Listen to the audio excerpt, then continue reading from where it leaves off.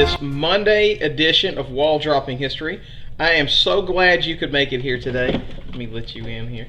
And I'm Mr. Waldrop. I'll be your host, and I have with me here in the saddle the lovely Elizabeth Waldrop, and she's going to be here joining me today to help me out with this episode. Now, this episode is going to be slightly different than normal ones. Social studies is a very broad construct, right? So there's a lot of things in the wheelhouse that all fall into the category of social studies. And one of those things that falls into that category is things like psychology, sociology, stuff like that. It's something I used to teach. I actually got to teach it for a year, and I loved it. I fell in love with teaching. It's probably the most fun I ever had teaching a class. So what I thought I would do today, since we're still in the social studies construct, right, is, let me go to our agenda. I thought I would go ahead and today give you kind of a little background in psychology. It's a really fun topic. Who knows, maybe one of y'all want to go on to be a psychology major, who knows. And then I thought tomorrow I would talk about sociology and kind of tell you the differences of the two. They're really fun topics to explore. Also, too, if somebody has a topic for Thursday, feel free to leave it in the comments. I have not made up my mind on a Thursday topic. And I thought Friday I would do the culture of India. I have quite a few Indian friends that are going to help me out with that topic. So I thought I would do the culture of India, since we're going to pick different places around the world and knock out the culture of that one. So this Friday will be the culture of India. I decided to, we've been doing this thing where everybody was sending in videos of, talents and stuff like that. And by the way, I forgot to show the welcome videos last Friday. I'm going to do that on this episode, so we're going to do that at the end. But for the next Friday, for this coming Friday, I thought, why not send in pictures of your pets or videos of your pets? So if you have a dog, a cat, a goldfish, whatever, let's do kind of like a little virtual pet show, if you will, for you to be able to show off your kitties and doggies and whatever it is. I don't know, maybe you got a pet cactus, who knows. So whatever it is, you have a plant? Yeah, it could be. I don't know. Anyway, if you have a pet, let me know. Send that in. I'm going to post the assignment in Google Classroom. It is due Thursday. Some of y'all, I'm still getting people sending in stuff after we've done the show. I can't use it, so I'm just going to bounce that back.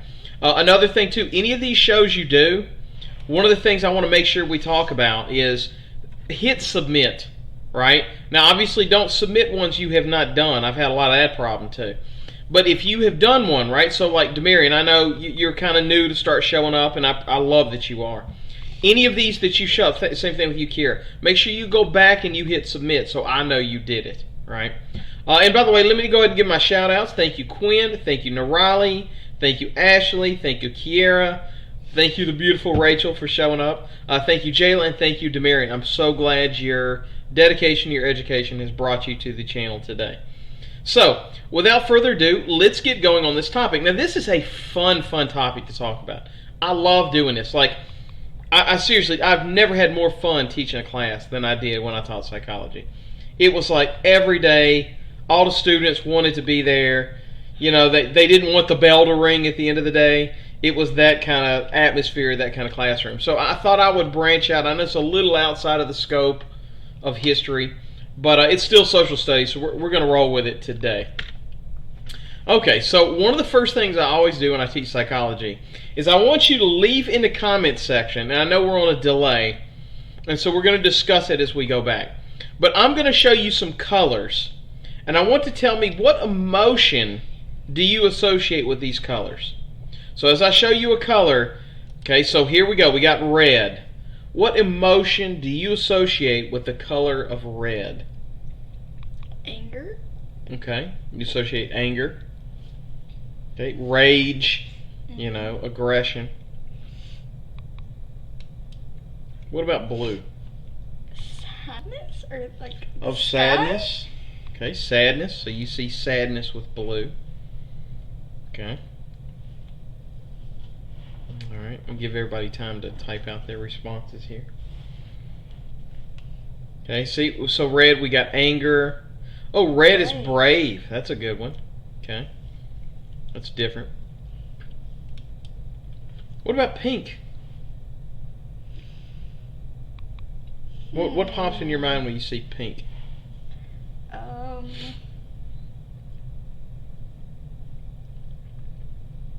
I guess it's a happy color. I don't know. A happy color? Most people say girly. Yeah. You know, like feminine, soft, dainty, sweet. You know. Yes. Right.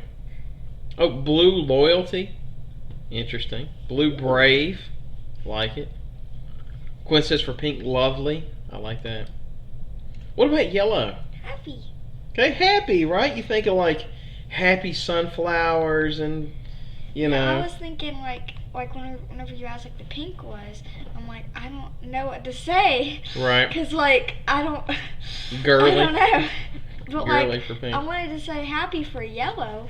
Like I didn't know what to say for pink, and I'm like, Okay, what? so we got happy for yellow. How many colors, my dude? What about black? Nothing. Nothing? Like emptiness. I always think death. Just grief. You know, it's not even just sadness, like a specific sadness, like grief. You know, loss, mourning, death. You know. That's morbid. Yeah. Well, I mean, think about a I funeral. was just gonna Everybody say wears like black. loneliness or something. Lonely. Okay. Yeah. What about the color white?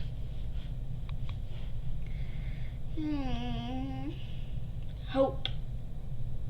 Yeah, I always, whenever I think of white, you know, a lot of times you hear purity, like in a flag. If it's white, it's usually for purity. For me, I just think of emptiness. You know, in a weird way, I think this is probably the scariest of all the colors to me. Because I just think about the void of emptiness. Oh, look, Ashley has the same thing. She says, lost. I like that. Yeah, that's a great way to put it. I think of being lost. Well, Yeah. think of this. Like, if, like, you said, like, black would be the, grief and, like, death Right. and stuff like that. But white, whenever you put white inside of black, like, it stands out. And, Right. like, that Contrast. Yeah, so one of the things I wanted to ask, and y'all feel free to pick and choose which one of these questions you want to answer. What conclusions can you draw from these responses, right? So like almost everybody had red as anger, except Rachel, what does she have it said as? it was brave. It's brave, right? So how much of that could be because she grew up on the other side of the planet? And when she saw red, she associated with the honor of her country, right? When you think about it like, you know, what are the responses? Are they natural or are they learned? You think about like a bull seeing red and it causing him to get angry and be aggressive. Or, you know, there's that old expression, if you drive a red car, you're more likely to get a ticket. Wait, what? Yeah, red cars are the most ticketed. Next behind that is yellow. Why? People I don't just know. don't like the color red? Right. Oh, in Indonesia, some people at funerals wear white. Yeah, and for us, it's like, for white, it's like, well, that's the bride. You know, it's supposed to represent her purity. And one of the things I always asked was, how does this impact fashion and consumer products? Right? Like, you think about it like, you know, go back to the 80s with the, like, vibrant pastels and stuff like that. You know, it could be a scenario of, like, you know, when you go to, like, Africa. We showed African cultures a lot of earthy tones. You know? So you think about, like, how does that... You know, but then you look at a lot of African flags, and they have a lot of earthy tones, too, right? We saw South Africa. You know, that green, black, and red. So how does that impact fashion? You know, so I'm curious what y'all have to say about that. Leave your comments below. Yeah, red is brave, white is pure. Yeah. For like the second question, in Mr. Patterson's class, we did last year. We had to like make a shield or something like that. It was like Egyptian or something. I can't remember exactly what it was. But each color meant something different. Like blue was loyalty, red was brave, white was pure, black I want to talk about what Kiera just said, and I love death. this. or something. Maybe because some people see these colors or use these colors for a specific emotion without even realizing they are. So once they see that color, the brain automatically goes to that emotion. Absolutely. There's a lot of truth to that. So think about it from this standpoint. When I see crimson and white, my initial reaction is, right? Because I grew up hating those colors. If I saw somebody wearing crimson and white, they must be an Alabama fan, and I hate the Alabama crimson tide, right? However, you probably don't have the same emotional reaction I do. Well, maybe you do. But when I see orange and blue, that like burnt orange and that navy blue combo, to me that's the good guys. I get all excited. Right, I get all excited. But some of y'all may feel that way about purple and gold. And I don't hate purple and gold, but for me, I think purple and gold, I thought the Los Angeles Lakers. So I thought that before I thought LSU Tigers. So it didn't have that same associative skill, right? I think it's natural, and each color represents different emotions, specifically different things. Very good. And I guess there's that argument of nature versus nurture. Are we conditioned to see those colors that way? Or do we naturally see colors that way? I think that the red, there is an element of blood. I think when we see red, it definitely creates an emotional triggering in us. Because think about it, like in nature, if you see a lot of red, it's not good. Yeah. That's real not good. Unless it's like flowers or something like that. Yeah. Other than flowers, right. Blood. Yeah, you kind of associate those pastel colors with flowers. Yeah. Okay, so let's get some behavior into insight. Now, behavior is the result of cognitive and physiological responses. It's those two working in tandem. So what are those, right? So a physiological response are things that are normal physical activities such as breathing, eating, sleeping that take place in every organism, right? You may have control over it, but you gotta do it, right? So like I can choose when to eat. I can choose to not eat enough. I can choose to pig out. But I can't choose that I eat.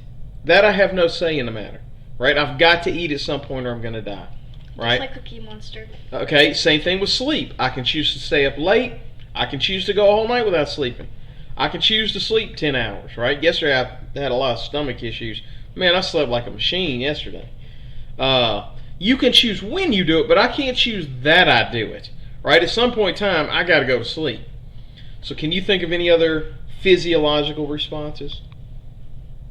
Things that you're just compelled to do? Obviously, breathing's one. What are some things that are physiological responses?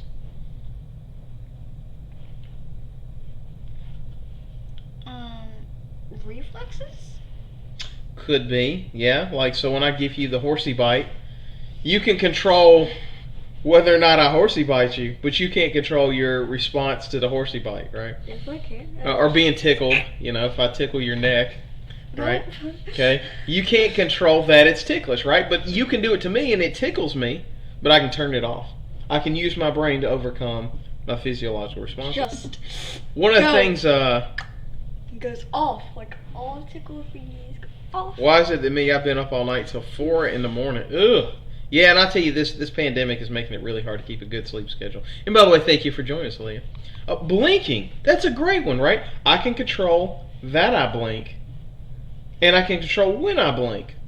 But I can't control whether or not I blink at all, right? One of the things I think about is, like I have some control over my own circulatory system, right? Like I can go run, and my heart's going to pump harder. Or I can choose to not run. I'm like, right? And it's not going to pump as hard. Control over your You do to some degree. You do to some degree. So there's varying degrees of physiological processes and how well you can control them. I thought you meant like... Okay. The next one is a cognitive process. You're jumping ahead of me, Norali. A cognitive process is anything that involves consciousness, intellectual activity, right? Thinking, reasoning, remembering. These, so, by the way, you can overcome, or you can control your physiological processes. Sometimes you can control them, or they are controlled by cognitive processes. So, and they can go vice versa, right? So, I can control, using my cognitive mind, whether or not I take a deep breath, right? But sometimes A physiological process can control a cognitive process. The best example is being hangry, right? Some people, when they're really hungry, they get angry, right? Another example is like if you're sleepy, sometimes that makes you grumpy, right? Sometimes you're walking around grumpy, right? So what is a time where you've made a cognitive process, right? Where you've used a cognitive process in your life? Or has there been a time where you felt like you've had a physiological process control a cognitive process? Anything going? I don't know. I know a lot of times, I'm sure Rachel can attest to this, you were less than pleasant in the morning to get ready for school if you've not gotten enough sleep. So that's definitely one. It's not that I didn't get enough sleep. It's that I didn't want to wake up. Right. I wanted to sleep in more. Right. So what are some times where you've made made a cognitive process because of a physiological one, or vice versa? Okay. Do y'all have any examples? If so, let me know in the comment section. Now, psychology is the study of specific behaviors and mental processes. This doesn't have to just be for humans, right? Being hangry. You're so tired you're grumpy. Yeah, those are easy ones. Joe be whiny. Yeah, Joe gets real whiny when he's tired. He gets real whiny. I'm like, will you just stop it? Right.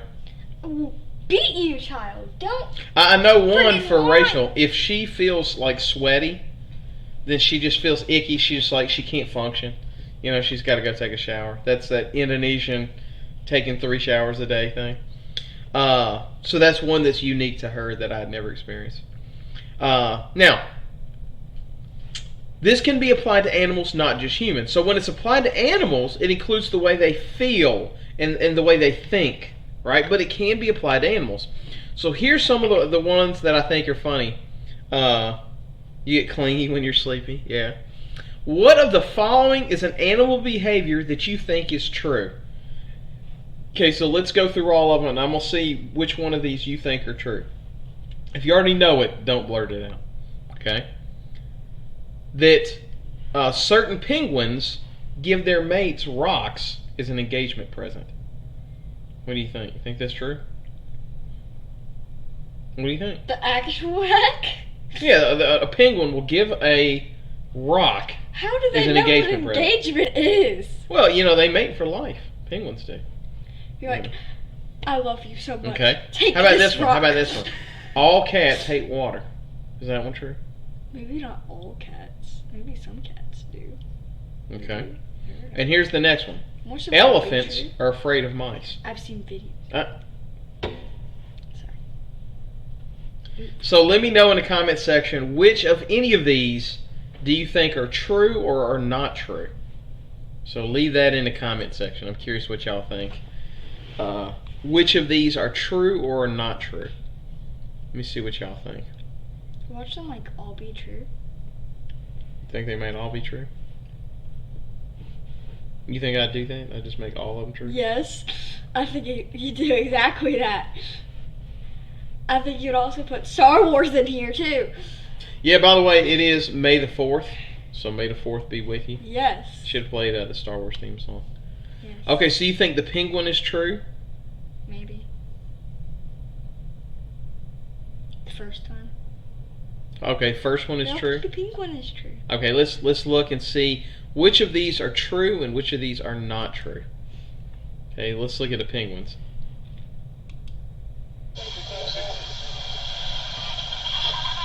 True. Only one to watch? Oh, that's what he said.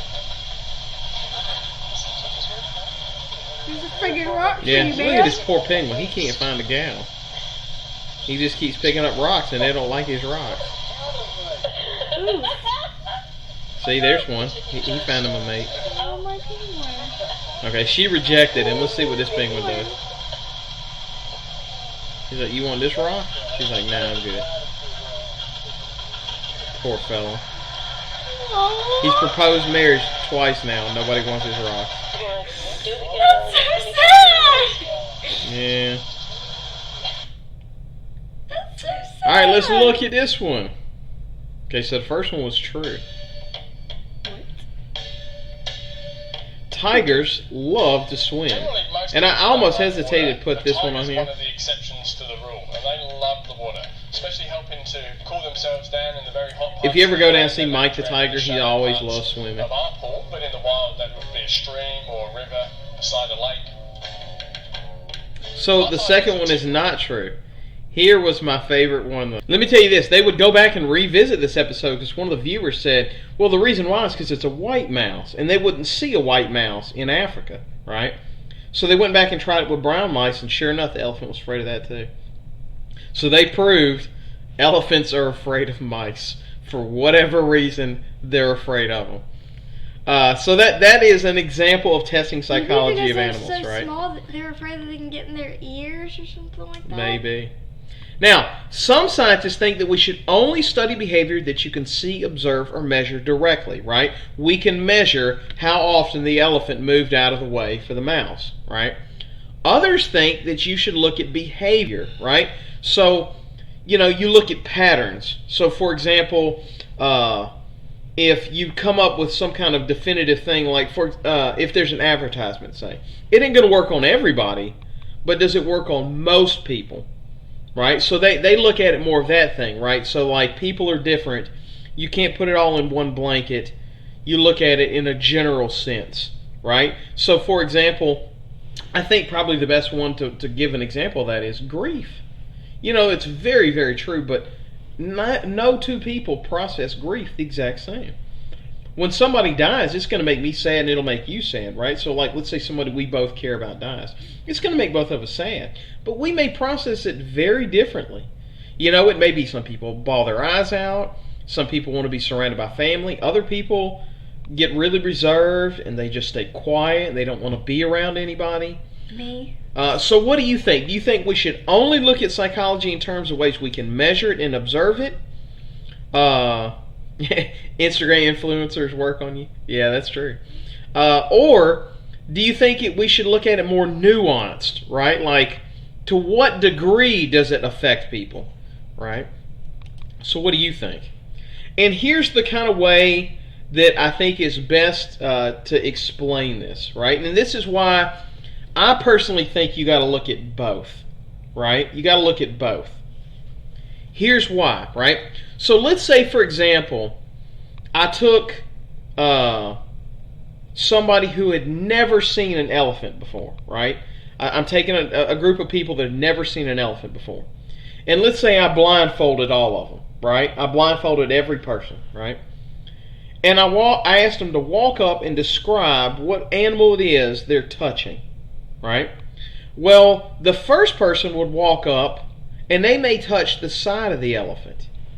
Okay, and they touch the side of the elephant and they go, oh, this is a big animal. It's big, it's strong, it's sturdy, it's built like a tank, right? It's real rough. Okay? And then another person may walk up right here and touch its tail.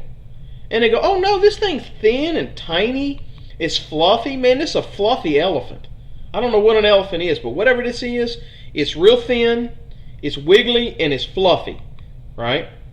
Another person may walk up and grab its tusks and go, no, no, no, no. This thing is hard as a rock. It's sharp, it's spiky. Man, that's a spiky elephant. Right? 3 people touched the same animal, but they all got 3 different conclusions. 3 radically different conclusions, right? So that's how I kind of look at it when you look at it in psychology. You got to do both, right? You do have to grab that tusk and feel that tusk and see what it's looking like. You do have to grab the tail, but you also have to step back and look at the whole animal, right? So when I think psychology works best is when you look at it from both, right? Look at it as what is the nuance of how this affects somebody, but at the same time you got to be able to measure and record it. So just looking at nuance alone isn't enough. You have to look at what most often works, right? So you think about it in terms of counseling somebody with bereavement. Yes, everybody handles it differently, but you also have to think about it, what are the best in general approaches to handling it from a measured control group, right? So I think you have to do both, right? It's a It's not if and or. It's all and included, if that makes sense, right? So that's kind of how psychology has evolved to today, to looking at the whole elephant, if you will. So when you're talking about psychology, you're looking at for something known as insight. Now, insight is basically when you start to decide that you are aware of the inner nature of things, right? So this is something that I wish I could teach every student at Broadmoor, because y'all would love it. When you start thinking like a psychologist, you actually see the world very differently. You see people differently. Because I'm sure you've all experienced somebody that you didn't like, right? Whether they said something bad about you, or whether they said something you didn't like. And it would be very easy, for example, it would be very easy for me to see somebody, I'm on full disclosure, I was not a Trump supporter, right? It would be very easy for me to look at somebody and go, okay, that person supports Trump. They must be a bad person. I don't like them. They're terrible. I don't want anything to do with them, right? And I'll tell you, without psychology, I might be victim of doing that, right? However, if I think about the psychology of it and think, well, how are they raised? What values do they hold to be important? You know, if somebody is of the belief that the most important thing in this country is access to a firearm, that could radically shift what they find to be important, right? And if they were raised to believe that immigrants are dangerous people, you could see where, like, look, if for example, the Independence Day aliens came down, I would be very anti-Independence Day aliens, right? They're killing people, they're blowing up cities, stuff like that, right? It is a justified bigotry to those aliens, right? If somebody had managed to convince me that Asians, say for example, were of that type of person, right? Then I would be, I think back to my grandfather, like the fact that he did not like Asians. But then again, he fought against them in World War II. So that had a play on his psychology. I'm not saying it's right, but it affected him. Whether it's right or wrong, it was. Post-traumatic disorder. So it allows you to understand that, I may not agree with conservatives. I may not agree with somebody who voted for Trump, but there's a lot of people that voted for Trump that are really good people. Like some of the best people I know, right? So, one of the things that you have to realize is, even if somebody may disagree with you politically or religiously or whatever, right? Most people think they're good people, right? And so the goal is for you to understand how they see it from their point of view more than anything else, right? That's the best way to interact with the world, right?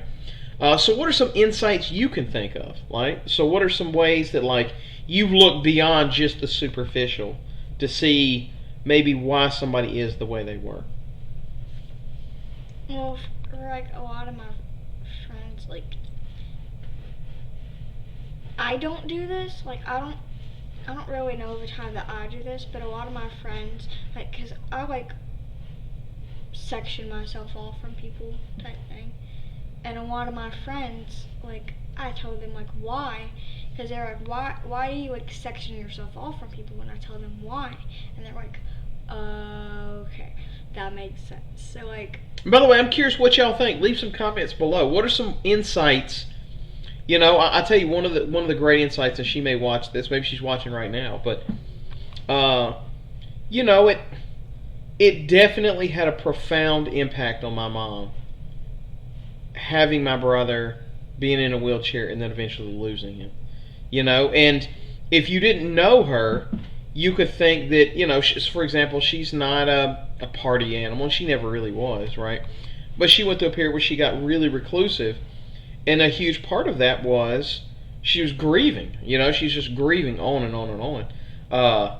This is a little personal story about me, but my brother, when we were little, we had this nasty fight, and he spent 2 months in hospital, and I thought he was going to die. They were actually counseling me that he was going to die.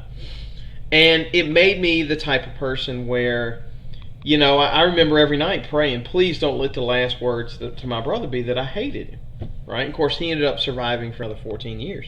But it made it where it's like, I cannot stand somebody I care about staying angry with me, right? You know what I'm saying? Like, if I get off the phone, I have to tell somebody I love them, right? Even when I'm in an anger, like when I'm fighting, like let's say me and Rachel get into it, I'll still in the middle of the argument say, look, I just want you to know I'm angry about this, but don't think for 1 second I don't still love you, right? Because I don't know that we're not going to have a fight and she's going to go get hit by a bus. I don't want that. I'm not speaking it into existence, but I don't know that, right? So that's something it's cognitive in my brain at all times, even when I'm angry with somebody. I'm angry with this person, but I do love them. I'm not happy with them right now, but I love them, right? And by the way, thank you for joining us, Mr. Raby. Glad to have you with us, Davies. Okay, so there are 4 major goals of psychology, right? Describe behavior, try to explain behavior, try to predict behavior, and sometimes modify behavior, right? Those are the 4 goals of psychologists. I wonder there were 5. Okay. Now, the first step of the psychologist is to acquire information. Once the information is described, it has to be understood and retested. Only once has it been retested can we understand the nature of behavior. The best example, and maybe this doesn't happen to some of y'all, but I know it happens to me. You walk in that movie theater and you smell that popcorn. What happens? You're like, ooh! But what happens to you physically? You ever notice it? Your mouth starts to water. My mouth's watering thinking about it, right? You walk in there and your mouth starts to water, right? One of the things, and I love it because you can see that our dogs do this too, is sometimes they know that when I walk in the kitchen with leftovers, they're probably going to get a little leftovers, right? On wing night, and so sometimes I'll throw the leftover chicken to the dogs, and you can see, man, they just start drooling all over the place. Big puddles of drool all over, because, man, their mouth is watering. Now, they don't know they're getting any food, but off the anticipation of it, their mouth starts watering, right? And I think about that in movie theaters. And by the way, you can actually train a dog or any animal to have that behavior to things that are completely inappropriate, right? So one of the things I think about is all the students get excited at the end of the day when that bell rings. Well, the bell ringing is not in itself, if I just came in class and rung a bell, y'all would go, what's he doing? That's obnoxious. But y'all are so excited at the end of the day hearing that bell because you've been conditioned to get excited when you hear that bell ring, right? The next one is to explain. It's not just enough to observe it. You got to be able to explain it, right? So they seek to explain things, and this is called psychological principles. The purpose of this explanation is to form a hypothesis, right? The old mouse and the cheese thing. Why can the mouse find the cheese over and over and over, right? Oh, it must be that the mouse can smell the cheese, therefore it must have a good sense of smell, but that poor right? mouse is trapped. No, he gets the cheese. He'll figure it out.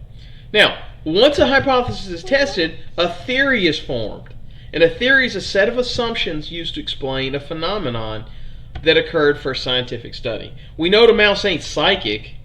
It must be something else at work. And of course we figure out, oh, it's got a good sense of smell. So here's some hypothesis I'm curious what you think about. Okay? So let me give you some of these hypotheses that you may have heard and see which of these you think are true. Are any of these true in your opinion, right? So let's start with the first one. And you may have already heard these many times. Most black people are poor. More than half of black people live in poverty. Okay? Immigrants commit a larger number of murders and rapes than their American-born counterparts. Okay? Asians are smarter and better at math than other races. Okay? Men are better drivers than women. And here's the last one. Most people on welfare don't work. Is there any of these you think, and I want to hear in the comment sections, any of these you think are true? The one where Asians are better at math. You think Asians are better at math? Because I know Mom is better at math than you. Mm-hmm. And she's the only person I ever dated that was. And she's Asian. Any of these you think are true? I want to see in your comment sections if y'all think any of these are true. You can just put a T or an F. I don't care. Just none are true. So Jayla says none of them are true. But the third one. None. Number 3 is true. Yes. Nope.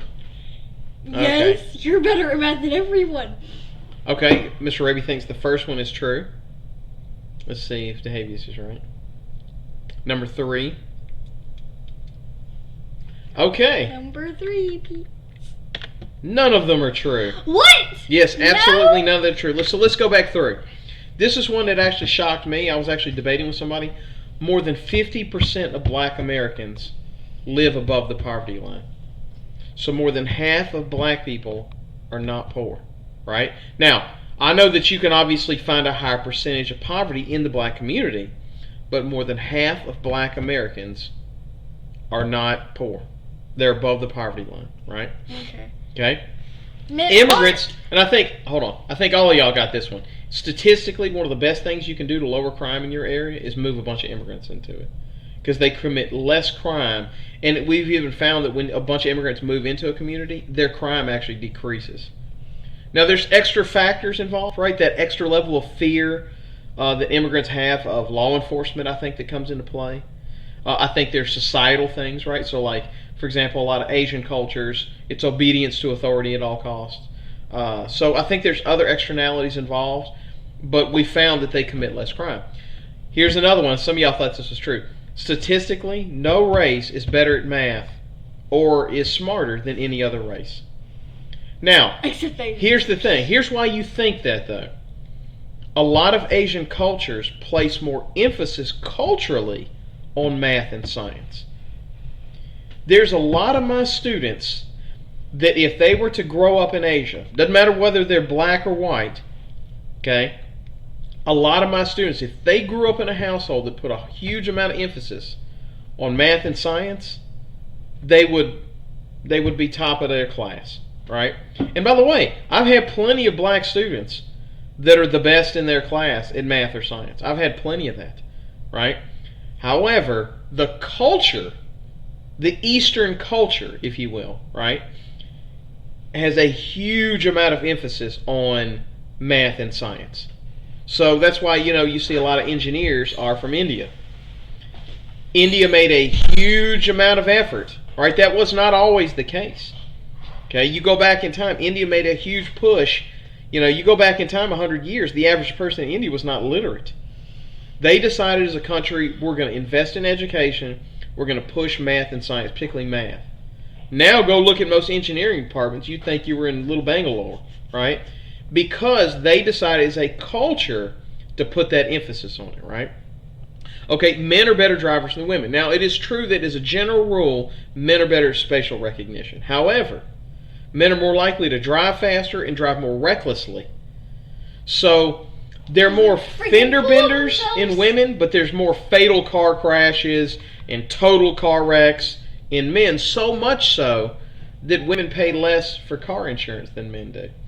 Because they decided men are a greater risk. Because they're so full of Yeah, and I'll tell you, Mr. Raby, DeHavius, you're absolutely right. You get the image of number 1 being true because of the media. That's 100% true. And then the last one is that most people on welfare don't work. In fact, 60% of people on welfare work for 2 companies. Can you guess what those 2 are? No. Walmart and McDonald's. Just 2 companies employ 60% of the people on welfare. So most people on welfare do work. In fact, most of them work full time. Now, based on acquiring knowledge and testing a hypothesis, you can begin to predict responses, right? We know if we stick a block of cheese, that mouse is going to find that cheese. In the case of humans, we try to predict human behavior, right? So a good example is we know if we make a big advertisement, everything's going out of business, everything must go. Right? How many times have you driven by a furniture store and they're always going out of business? I don't know how they get away with it, but every furniture store is always going out of business. In fact, I think Rooms to Go has been going out of business now my entire life. They're this close to going out of business my whole life, right? So It's because everybody's like, oh, wow, that's a deal. I might got to jump on it, right? There's a reason people run promotions, What is right? BOGO? It's because they work. Buy one, get one. Buy one, get one free. You never heard BOGO? I've never heard Anyway. like the acronym is Now, BOGO. by the study of past behavior and theoretical accounts, psychologists can begin to predict the future. Can you think of a behavior that businesses take advantage of? Can you think of a behavior that businesses use? What's a behavior that they take advantage Well, of? I know, like right now, like the CDC is saying, like for like you to go and get hand sanitizer and gloves and masks and stuff like that. And Yeah, but I don't think businesses want that. What I'm thinking of is like, so she put Forever 21's supposed to shut down. Yeah, I don't know. I don't know whether they're going to stay shut down or not. But one of the things I think about is, why do you think movie theaters sell popcorn? Why do you think they do that? I mean, museums don't. I mean, I've never walked into because a clothing store and they're whenever- selling popcorn. Because whenever you are like sitting down to watch something, you usually tend to eat. Well, I think we've been conditioned. We go in a movie theater, we get popcorn. Some of the other ones I think about is supersized, right? Oh, I'm going to get a deal. I'm going to get it supersized. Yeah, putting candy and gum near the checkout line so the little kids will go, Mommy, I want the bubble gum. Give me the bubble gum. Right, or whatever it is. Why do I do that? Yeah. There's a reason why they put toys in cereal. Because they want little kids to go, oh, Lucky Charms, I want to get the Batman toy out of it, or whatever it is. Why do you think they put Spider-Man on the side of Dr. Pepper? Right? Because they go, oh, Spider-Man, I love that movie. I want to get Dr. Pepper. Right? There's a Just reason to get celebrities Spider-Man. advertise things. Right? Like, why should I give a crap what celebrity endorses what product? Right? Like, why does Michael Jordan liking McDonald's mean that McDonald's is going to taste any different from me? Like, what do I care what he likes? Don't. He may eat completely different food than I eat. He may like nothing I like. And we see that all the time. How many times you gone into a convenience store and they have that clearance rack right there up in the front to try to entice you to come in there and buy more stuff? One of the ones that I used to work at Taco They Bell. always say like in like Dollar Tree, like, or yeah, I think it's Dollar Tree. I don't know. But there's one store that you can go in like every time. Like they have like tags on them. And like, okay, like this tag is like this % off. Yeah. Do you Well, know and here's what one it y'all is? may not know about. Do y'all know why it's so cold in restaurants? Because they want you. They want you to out. get up and get out of there. They don't want you hanging out in there. They want you to come in, get the food, eat it, and get up out of there. So they actually make it deliberately uncomfortably cold so you leave. That's why you bring your jacket. Yeah. You'd be So, like, ha, you fool. yeah. Ha. So yeah, businesses understand they're always trying to modify behavior. Okay, and that goes to the last one. The ultimate job of psychology is to influence behavior, right? To do this, they conduct studies with long-term goals to figure out more about the human animal. You know how many people I've seen advertise "Bang the drink"? Yeah. I mean, it's like, why should this person advertising it make me? I remember one of the ones that really got me is Will Smith. When I was about y'all's age, he was advertising really hard Ray-Ban sunglasses, and I spent $200 on a stupid pair of sunglasses because Will Smith.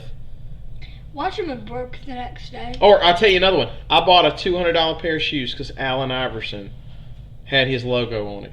Watch him get messed up the next day. Yeah. Okay, so when a psychologist uses this approach to try to alter behavior, it's called applied science. Now, it can be good and it can be bad, right? So you think about it in terms of Joseph, get out of here.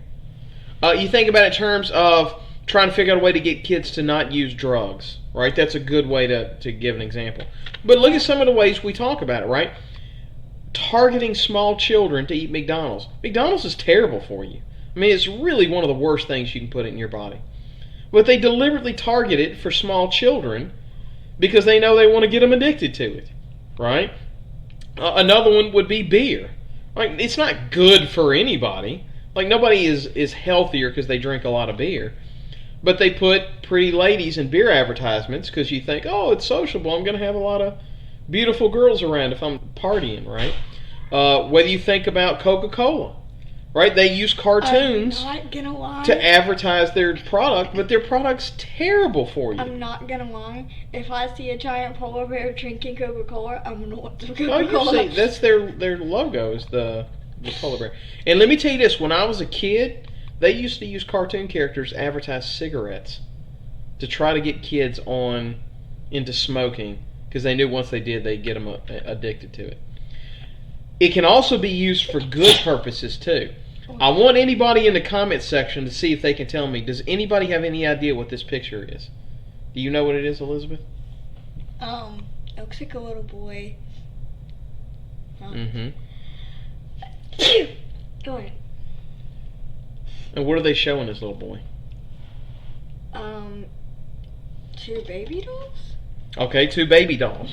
What do you notice about the baby dolls? They're different colors. Okay, they're different colors. Okay. What do you think they could possibly be testing? Quinn remembers it. The doll test. Good job, Quinn. She's the winner of beating y'all to it. Evil doll test? What? Okay, it kind of is. Okay, so when they had Brown v. Board of Education, they had to figure out how do we argue that segregation is harmful to their constitutionally protected rights to equal protection under the law. So what they did is they showed 30 white students and 30 black students. And they showed these little kids 2 dolls, a white doll and a black doll. And they just asked them, point to the good doll. That's it. Point to the good doll. Then point to the bad doll. All 30 black kids and white kids alike, 100% of those children, pointed the white doll was the good doll and the black doll was the bad doll. Think about the psychology of that. This segregation had conditioned both white and black children That's so sad. to see black children as bad and white children I'd as be good. the only one to be like, the black one is good. But see, the you wouldn't white though. one is Here's the bad. thing: you wouldn't because you were conditioned that way.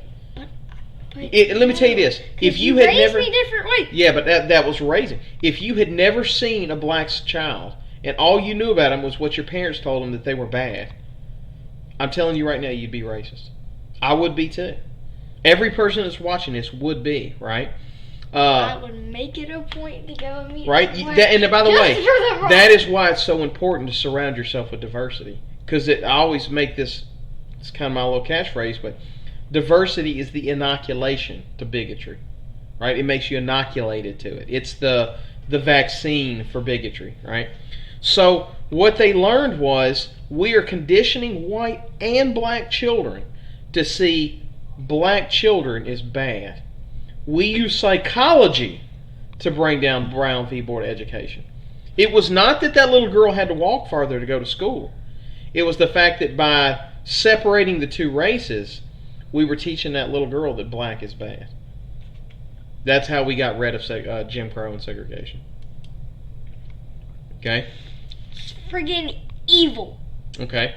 Here's another one we look at, and this is something we're still dealing with today, and this I just use as an example, but is how to best deal with orphan children, right? So you have these orphanages and stuff like that. And one of the things we found is that just being around parents is a huge factor for a child, right, in their mental development. In fact, we have discovered that on average, if a child is around parents, they start to develop language around 1 year old. Around, right? Some babies, like you were around 9 months, you started talking. Joe was around 13 months, he started talking. And little girls typically develop faster than little boys, right? So that's not exceptional, right? But one of the things they've learned is some of these children were getting to be 2 and sometimes 3 years old, and they still hadn't developed the ability to talk because they weren't around adults. They're just around other little babies.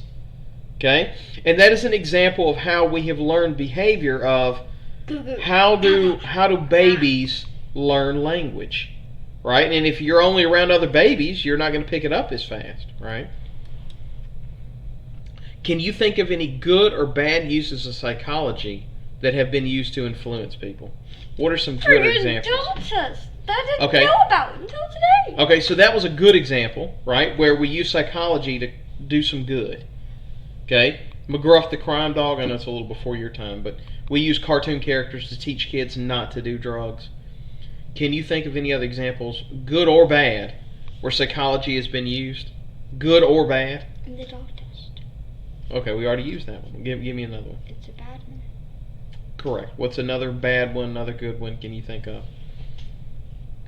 Bad one, the camel guy. Well, give me one that I haven't used as an example. Can you think of one?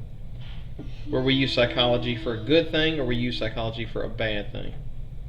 Smokey the Bear. Oh, I tell you, my dad would love hearing you say that. He was a forester for 30 years, and our house was filled with Smokey the Bear stuff. Which, if you ever looked at those rulers in my classroom, that big box of rulers, I'll say Smokey the Bear on it, because he gave me those rulers. But yeah, Smokey the Bear teaches you not to burn the forest down. I've met Smokey the Bear, so. Yeah. I was in a newspaper with my grandfather for Smokey the Bear. Okay, so I want to talk about this one, right? Social media apps making their apps addictive. And let me tell you one in particular, freemium games, right? Games where it's like you spend just a little bit of money to get an advantage. But the more money you're spending it, the more you get addicted to it, so you want to spend more money. Right? They call that freemium. You're paying to win, right? Uncle Sam, We Want You. That's a good one, to drive up enlistment to the military. That's a good one. I don't know any. Right. And I'll tell you, social media just in general, tracking what you watch to try. How many times, and this happens to me, Rachel, all the time, we'll be talking about something, and then all of a sudden advertisements for it show up in our feed. And it's like, what's that all about? Wait, what? They can hear you talking? Yeah. So, like, I was sitting there talking to Rachel about how I'm looking. By the way, if anybody knows of where I can buy a bicycle, no places are selling them for some whatever reason. But all of a sudden now advertisements for bicycles show up in my feed. And it's like, what's that all about? I didn't even look for it in Facebook. I was looking for it on, like, Walmart.com. And now all of a sudden it's showing up in my Facebook feed. And it's like, what's that all about? That's a good one. Rachel puts another good one. Think about the mental damage it puts on little girls to always see these beautiful, ultra-thin, ultra-skinny models selling clothes. How does that change and distort mental image of what beauty is supposed to be? That's a great one. And how many girls, and let me tell you this, y'all probably all been affected by this. Doubt your own physical attractiveness because you see all these models nonstop shoved down your throat on TV. Right? You're like, I don't look like Beyonce or Jennifer Lopez or whatever gorgeous celebrity, right? And so now all of a sudden you feel like your self-worth has been devalued because you don't look like these supermodels.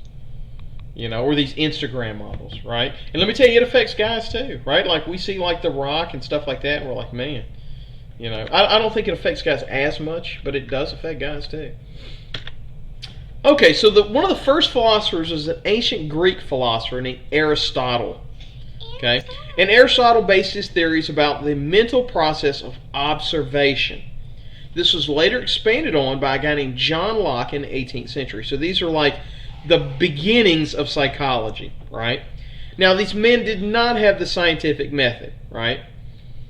None of the women in movies have pores. It's one of the funny things is for the longest time, I used to think Scarlett Johansson and Olivia Munn were probably like the two prettiest women I've ever seen, right? But the funny thing is, if you ever see them without their makeup on, it's like they have all kinds of blemishes. But you never see them without their makeup on, and a lot of perfect lighting and stuff like that. That didn't work on me. I always wanted to be skinny. So anyway, they did not have the scientific method yet. But they're the beginnings of psychology. Now here's what the scientific method basically works on. It's a branch of science included in the science of psychology that are greatly aided. So, it starts off, you ask a question, you do research, you do a hypothesis. You test it. Is it working? Yes or no.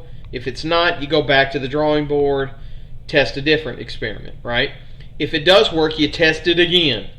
Okay? After it's been tested enough times, you publish the results, you let other people test it, and then eventually it becomes a working theory, right? So that is how the scientific method works. And my kind of question is, have you ever used the scientific method?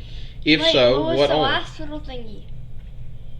I didn't read the last one. Oh, the last one is communicate results, right? Okay. Yeah, you got to send it in. One. Have you ever used the scientific method on anything? It doesn't have to be on something big. The one I often think about is cooking.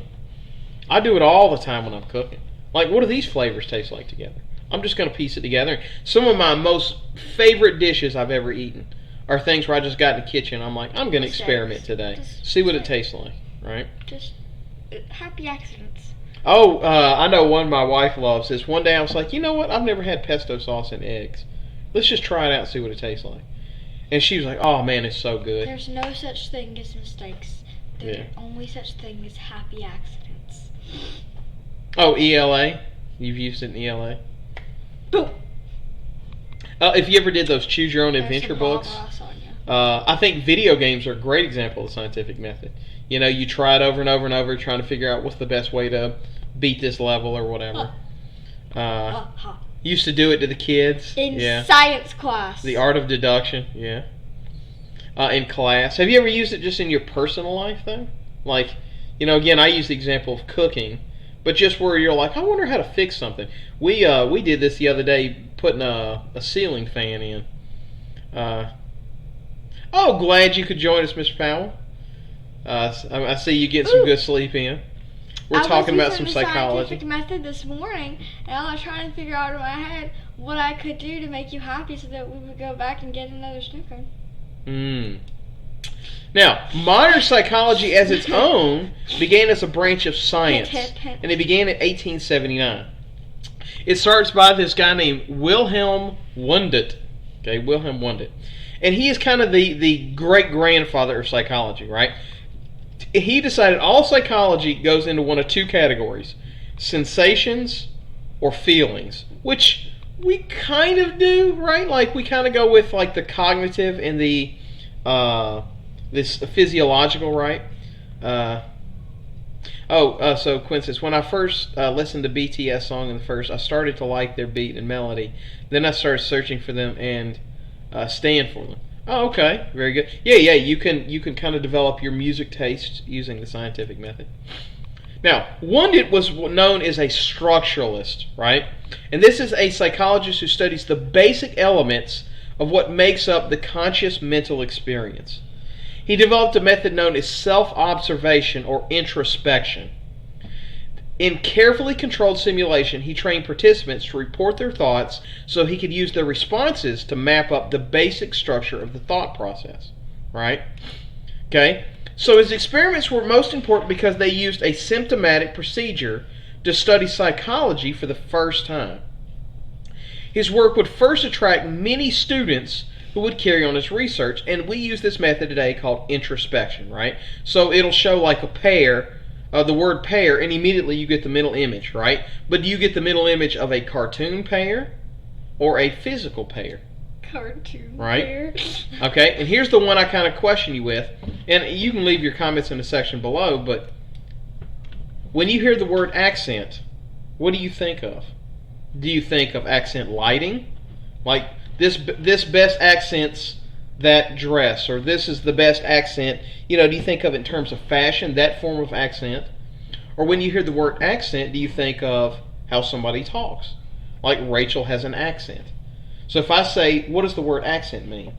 Do you describe this or this? If you're a fashion designer or you're a home decorator, I guarantee you the first word that pops in your mind when you hear accent, you think about this. You don't think about this. Okay? If you're from another country, I guarantee you that's the first word that pops in your mind.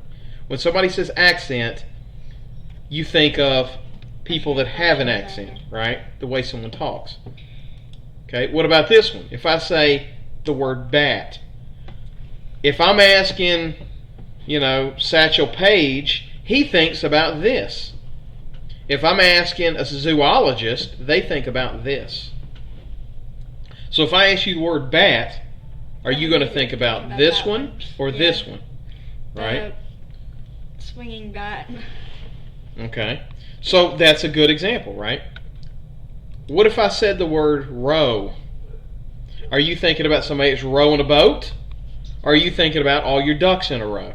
It's the same word, but they mean two completely different things, right? Yeah, the animal. And I'll tell you this, if you said bat, my first thought, honest to God, is going to be Batman. When I think of bat, I think of Bruce Wayne dressed up in his costume, right? Okay. So when you think of the word row, do you think of rowing a boat or a row of little baby ducks? The row of a boat. The rowing of a boat. But I want to think about baby ducks. Yeah. Baby ducks are adorable. So why do we study psychology, right? What's the point of Do it? tell. Oh, y'all think of rowing. Okay, so we got ducks in a row. Ducks in a row. Okay, psychology is a blend of social sciences and natural sciences. And by the way, you could also, I didn't even think about putting this one, but you could also, when you think about doing rows, you could think about the exercise, right? If you're a weightlifter, you're thinking about something completely different than either of those two things, right? If I said the word deer, are you thinking of like my sweet dear loved one, or are you thinking about Bambi's mom running around? Okay, so there's lots and lots of examples. No, we could do this mom. all day long, right? If I think of the word mat, does it immediately think of a person, or are you thinking about something you walk on? You could do this all day, right? A person. And that would be introspection, right? Like trying to figure out why is that what you think of, right?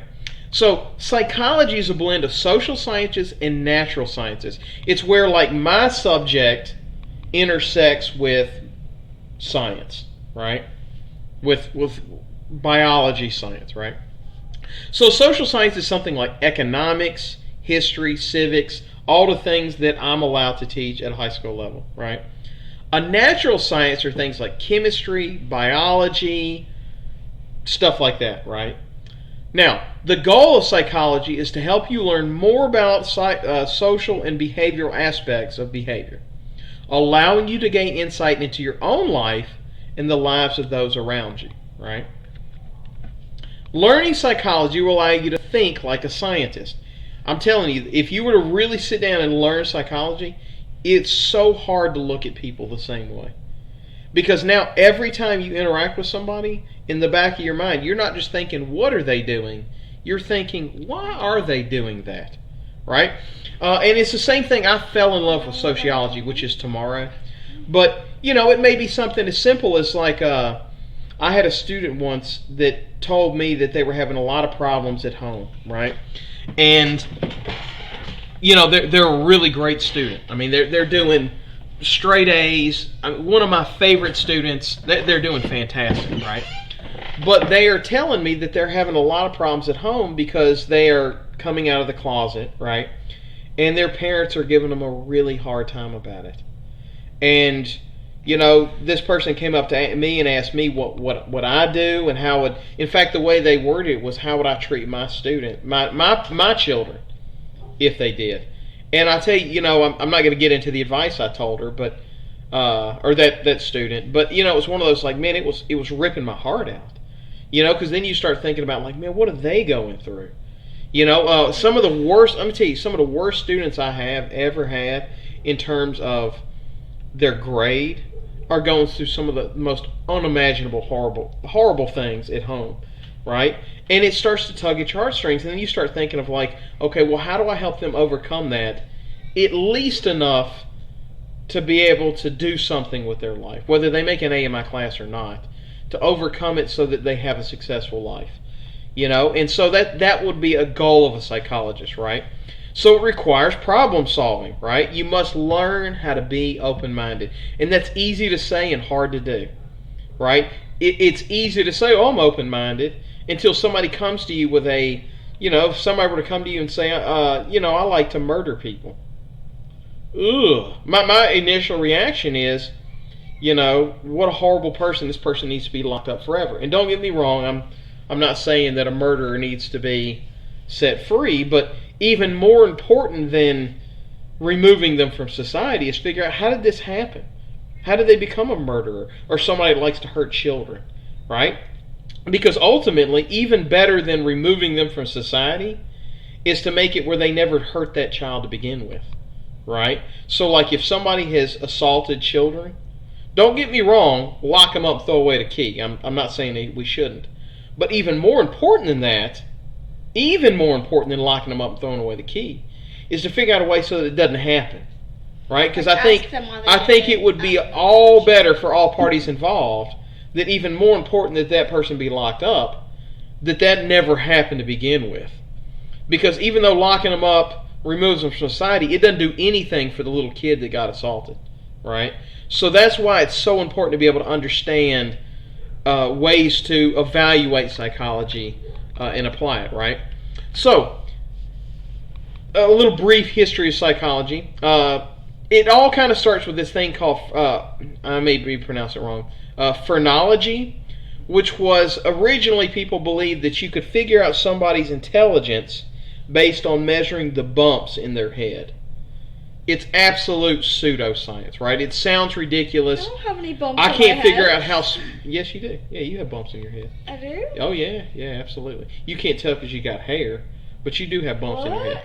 So they believe that you could measure somebody's bumps in their head and figure out somebody's intelligence and their character, right? So if you got a little bump over here, it must mean you're a sweet person, but you got a bump over here, you're a bad person, or whatever, right? It's absolute gibberish, and I'll tell you this, I'll tell you after the show, you would be shocked, some of the people you know that believe that stuff right now, right? You'd be shocked. Okay. Now we know it is pseudoscience. My question is, can you think of any other examples of pseudoscience? Things that people believe are true but are not true at all. I'll give you a good example. I don't know where he got it from, but this belief that you can inject Lysol to cure the coronavirus. Let me tell you, it'll cure the coronavirus because you'll be dead. Dead. Yeah, you'll be dead. You'll be cured. No more corona because corona cannot infect a cadaver. Okay, but that's not a viable cure, injecting Lysol or disinfectant into the body. I heard a story somewhere about a woman who went to the doctor and asked if drinking bleach would cure some type of disease. Oh, it'll cure it because you'd be dead. Some type, and she and the doctor was like, no, that would kill you. Like, you're not supposed to drink bleach. And she brought her children in a couple of days or weeks or something like that later, and their mouths like reeked of bleach because she had just been given a bleach. Here's one that's another little pseudoscience. That scared the crap It is out of me. pseudoscience that that the act of being cold will make you sick, right? You see it in cartoons all the time that people go outside and there's this belief that the cold itself makes you sick, and the reality of it's not true. It actually is that a lot of diseases are weaker in the warm weather, and so all that means, so like flu seasons when it's cold, it's not that your body is somehow getting weaker, it's that the diseases are not as weakened in the winter. Yeah. No, like at school. Okay, here's a good one. Hold on. Jayla says, pit bulls are born violent. No, all dogs, first of all dogs are born violent, right? All dogs are. They're if you stuck a dog in nature, it's going to have to kill animals to survive, right? But all dogs are equally so, right? So you can train a dog to be nice. So let me tell you this. If you beat that dog all its life, I don't care what dog it is, it's going to be violent, right? If you ignore it and beat the crap out of it, it's going to be a violent animal. If you love on it, treat it nice, feed it, take good care of it, it's going to be a sweet animal. So that's a good one. Back then, parents stopped giving their kids vaccines. I think it was a while ago. Yeah, the anti-vaxxer people, that belief that vaccines cause autism. Yeah, that's some good ones. Okay, in the 5th and 6th century BC, the Greeks began to study human behavior. Yeah, you can see somebody's personality, their handwriting. Let me go back to another one too. Astrology is a good one, right? That you can figure out somebody's fortune by looking in the stars. That's another one. Palm reading. Yeah, palm reading. Live That's until another you're one. 32. Now, in the 5th and 6th century BC, the Greeks began to study human behavior. Did you know that last year I think people went around killing pit bulls because they thought they were violent? Oh, jeez. That there's a lot of places that like apartment complexes that will not let you have pit bulls. Right? Like you can have whatever dog you want, but you can't have a pit bull. So, and I'll tell you, probably the sweetest dog we ever had was a dog named Cammy. Got bit by a snake, unfortunately.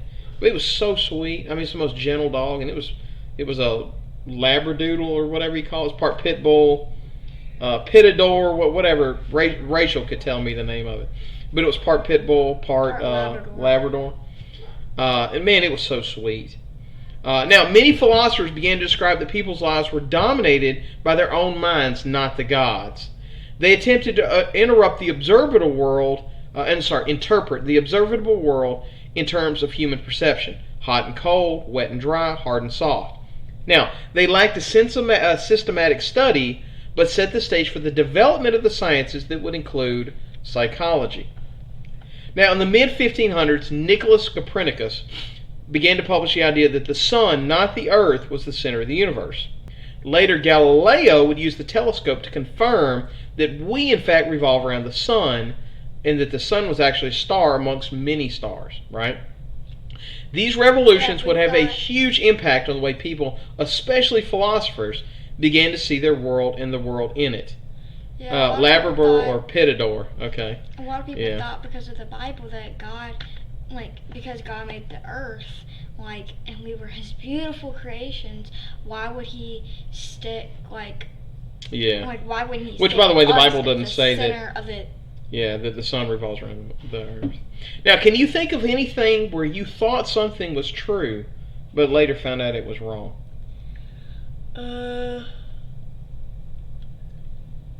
It goes back to my 3 lies classification. This is not something in a psychology book. This is a Mr. Waldrop ism, right? Probable or Pitador. Yeah.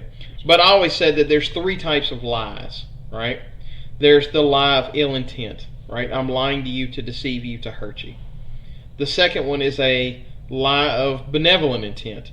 I'm lying to you, but it's really to try to attempt to spare your feelings, right? Like, telling a small child that's dying that they're not going to die.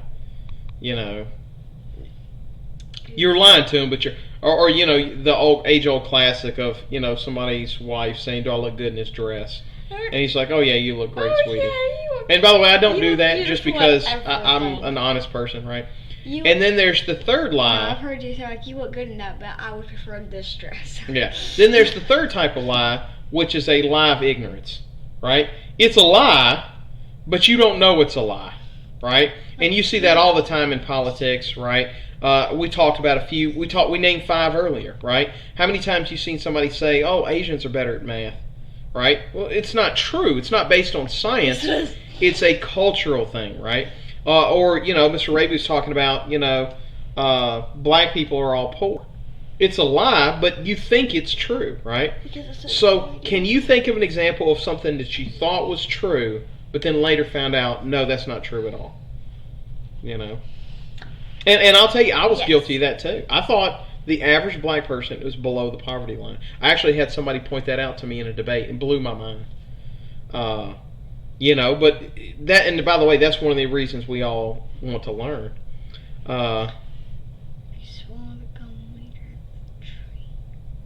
If you swallow the gum, later the tree will grow up in your body. Well, here's another one too, that your body can't digest gum. I remember when I was a kid, you were always told if you swallow gum, it'd just stay in your body forever. Like your stomach just fill up with gum. That's horrifying. Yeah, a that was. tree will grow in your body? Yeah. I've heard that about seeds horrifying. too. That if you swallow seeds, the tree will grow in your body. Friggin' heck, I eat sunflower seeds all the friggin' time. Yeah, there you go. So Kiera said the same thing. If you swallow watermelon seeds, the seed will grow a plant in your body. So friggin' Yeah, that's not true. horrible. Your digestive enzymes will break it down. Friggin' Mm-hmm. horrifying. Yeah, there's a lot. So if you can name some other ones. Now, in the 17th century, philosophers began to popularize the idea of dualism. Yeah, your mom said that too. Dualism is the idea that the mind and the body are not acting together, but separate and distinctively. A French philosopher named René Descartes would disagree that there was a link between the mind and body. Descartes would argue that there is a link. He then said that the mind controlled the body's movements, sensations, and perceptions, which is true. Your brain is in 100% control, right? Even the things you don't mean to. If you don't finish your rice, the farmer will cry. Yeah, that's a good one. That'd be sad. The idea that the mind and body both influence each other is how we study psychology today. So he's the one that first made the link that your body is controlled by your brain, which it is. What he also what we would discover later on is that your brain is also controlled by your body. They work hand in hand. Wait, what? Right? Think about it this way. If I pinch you, and I'm not going to pinch you, but if I were to pinch you, you're going to jerk your arm back, right? So that is your body controlling your brain, right? But at the same time, we talked about it, your decision to raise your hand or talk louder or whatever, that's your brain controlling your body. So they work hand in hand. They go back and forth. Can you use an example where you were able to overcome a physiological reaction that others typically cannot? Right? A good example is, if you tickle me, I can turn it off. I still feel it. Which is sad. One of the ones that I know that a lot of people are kind of blown away, and by the way, if you work around somebody who worked up in a restaurant, most people can do this, is touching stuff that are very hot. I can't tell you how many times I've had a server have a plate that they're using like an oven mitt or something to carry, and they'll walk to set it in front of me, and I'll go to grab it from them. They go, sir, it's hot. And I got this. And I set it down, and they're like, oh, okay. Oh, okay. My he wife has no jokes. freaking fingertips. Yeah, I've got asbestos fingers, right? I can pick up stuff that's just insanely hot. Not even be quick. Meh. Okay. One of the things I used to love doing, I used to do this to a friend of mine, is when you cook biscuits, and I could just pick up a biscuit out of the oven, it's just like fresh out of a 500-degree oven, and I'd toss it to them, and they're, trying to catch it, and then I'd just hold the biscuit in my hand. Like, here, you want a biscuit? Wait, it's not. But yeah, you can do that all the time. Like, some people are much better than me. I'm a sissy when it comes to this, but Mr. Mans is a great example. They can handle being out in the cold. I can't do it. If it's really cold, sign me out. I'm done. I can't do it. I cannot concentrate on what I'm doing. I can't handle it. I can handle sweating, right? But I cannot handle that cold. It's too much for me. I don't really care. But maybe y'all can. Maybe the cold doesn't bother you. It doesn't bother me as much as it bothers you. Yeah. I can sit outside. I'll tell you, 32 I can't weather sleep without a sweater. fan on. No, Because if it's quiet, every little sound. That's me though. Like every single, I could hear a pin drop on a carpet and it would wake me up. I'm like, Right. Every I little can't sound sleep wakes any me up. harder, I swear. Yeah. Wow, you don't cry from onions? Wow, that's impressive. Yeah. So, is there any others that y'all have kind of like a? Yeah, I'm with you, Joe. I cannot do the cold. It's just I can't do it. Now, by the 19th century, biologists had discovered cells were the building blocks of life, and chemists had developed the periodic table. The idea of breaking things down to the most basic components would provide the foundation for modern psychology. It's one big cell. Oh yeah, Rachel can sit legs crossed for a long period of time. I can't. If I sit with my legs crossed for a long period of time, my legs fall asleep. Very sensitive to sound. Yeah. See, and Aaliyah, she can do the cold. I cannot. The history of psychology is a history of alternative perspectives, and there's a lot of them, right? Had to shake me to wake me up in the weekend. Yes, because I choose to ignore all sounds on the weekend. Yeah. People be like, Elizabeth, and I'm like, I hear you perfectly fine. And now, a guy named William James would come up with something called functionalism. Now, he was teaching a class at Harvard in 1875, and after 12 years, he wrote the first textbook for psychology. He's often referred to as the father of technology. He speculated that thinking, feeling, and learning and remembering are all activities of the mind that serves as one function, and that's to help us survive as a species. I'm not saying he's wrong. I actually think he's very right to this. If you think about it, why do you have feelings? It's to survive as a species. If you didn't feel an emotional attachment to your children, why would you protect them? Why would you put yourself in danger? And that does not help. The reason you have that emotional attachment, I can sit there and say all this soft stuff, but ultimately, at the end of the day, the reason I want to protect you and for you to function and grow up to be a healthy, productive, the reason I love you as a whole, right?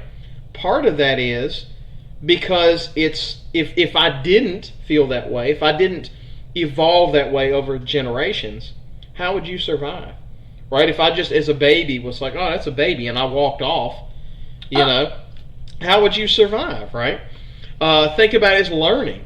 The reason you learn is to survive as a species. To learn that, animals are dangerous, right? I don't need to see a grizzly bear to go, I don't want to be around a grizzly bear, right? Remembering activities, right? Like, you remember, okay, this is the way to get back to the tribe when I'm out hunting. These are all things that we developed as adaptations for survival. So functionalists would study how do animals adapt to their environment, and what does that teach us about humans? Because we're just animals, ultimately. What are some ways that psychology allows some animals to best to survive better than other animals? Right? What are some ways that psychology does that you think of? Elizabeth. I'm trying to think. Psychology. I guess like a bear and a fish, like a bear. What about psychology though? Like how does psychology help an animal? Doesn't have to be human. Like I'm bigger than you, so I get to eat you. Well, think about it this way. Why do you think the dogs beg at the table? Because they want food. Yeah, they want food. Right? By the way, they come from all dogs were wolves at one point. The wolves that learned to be cute and beg are the ones that got the scraps, and they were more apt to survive. So what is a specific example of an animal that has adapted their psychology to allow them to survive? Yeah, but give me some examples, right? Give me some specific examples. Another one I can think of is most of the animals today are only alive because they learned to stay away from humans. Right? Like, even the most ferocious tiger has learned, on the most part, same thing with bears. We have bears. We're in Louisiana. You don't see them because the bears that survive learn to stay away from those humans. They're not to be messed with. Okay, I'm sorry. I guess I didn't explain it right. I want the specific example of where an animal used psychology to overcome other animals, right? So, like, for example, bears just staying hidden so that humans won't hunt them. It could be that cats learn to hunt, right, to sneak up on their prey. Things like that, right? What are some ways psychology allows some animals to best other animals? One of the ones I think of that's real funny is, you ever seen it's like the fake hornet? It's like a little beetle, but it actually looks like a wasp, just to trick other ones. Oh, here's another one too. Do you know why butterflies have their spikes on their wings? It's so that they look like eyes. So they look like something that is... So they look like they're a bigger predator. Yeah, albinos. Well, and I'll tell you good examples.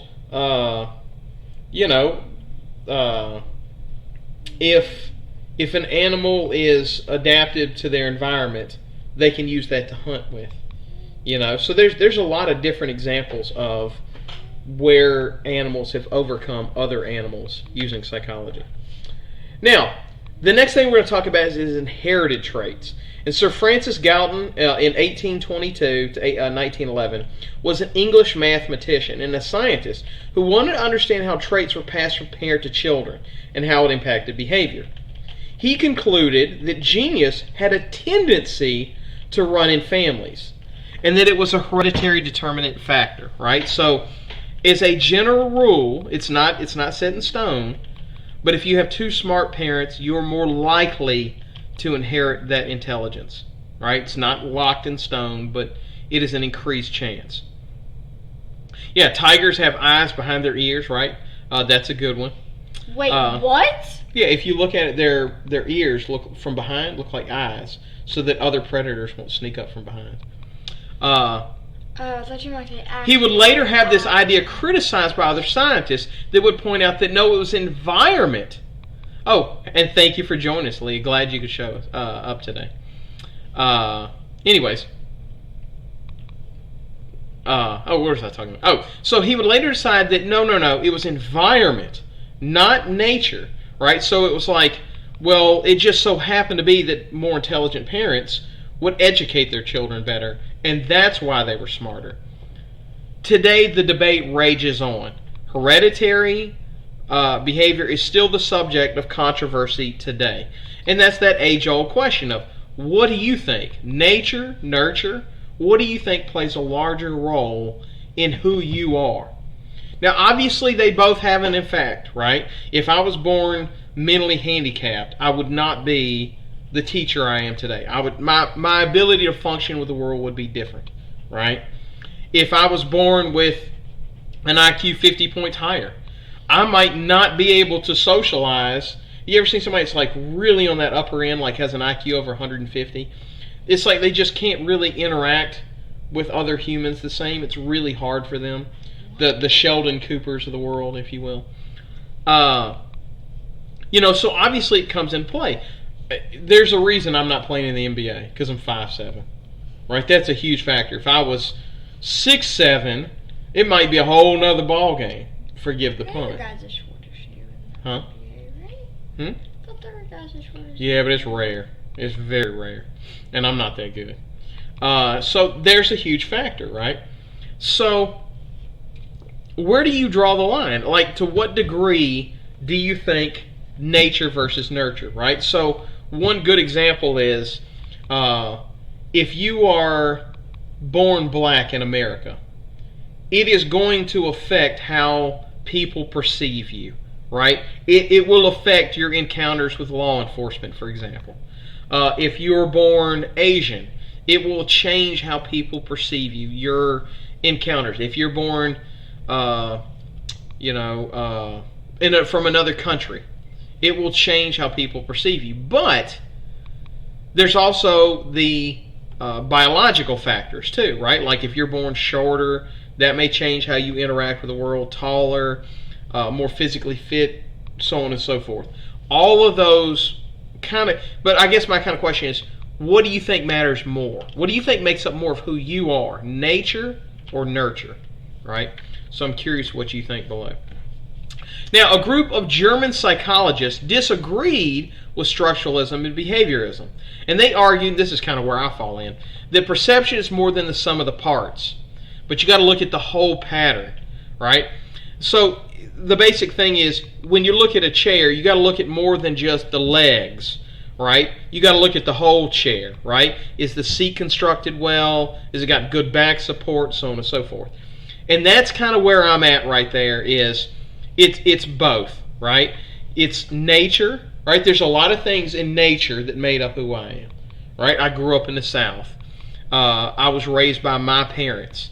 I grew up as a white male.